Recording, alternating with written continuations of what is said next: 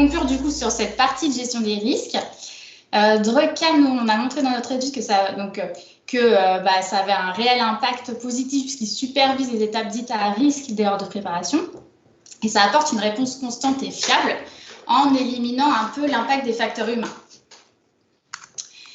L'exposition professionnelle, donc ça c'est un point qu'on a donc identifié, dont on ne connaît pas actuellement.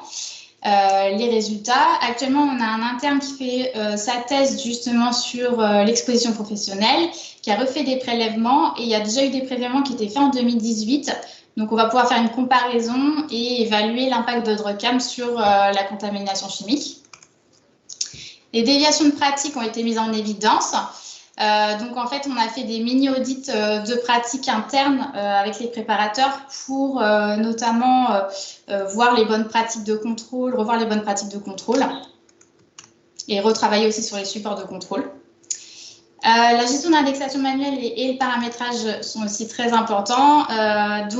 Notamment, en fait, ce qu'on a fait, c'est qu'on a créé, nous, en fait, on travaille sur des flash infos c'est un outil de communication. Et on a créé donc des flash infos parce qu'on a des pharmaciens qui sont là de manière permanente, mais d'autres qui sont là un jour toutes les 2 semaines. Donc, ce qui permet aussi de communiquer de cette manière-là.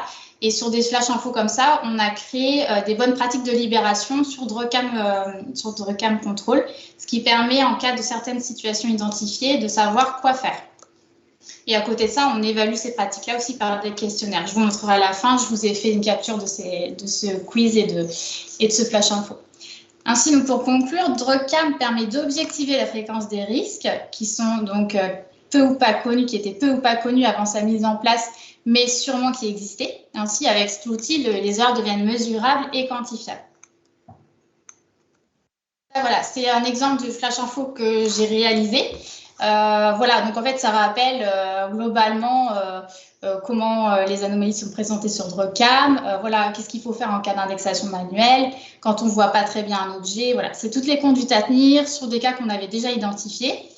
Et ça permet comme ça d'avoir des libérations qui sont un peu plus uniformes au niveau des pharmaciens et de pouvoir limiter le risque de passer à côté d'une erreur. Et en parallèle, il y a des quiz qu'on a réalisés sur Google Forms qui permet aussi d'évaluer les pratiques. Donc, c'est quelque chose qu'on peut mettre dans les formations d'un nouvel arrivant, par exemple.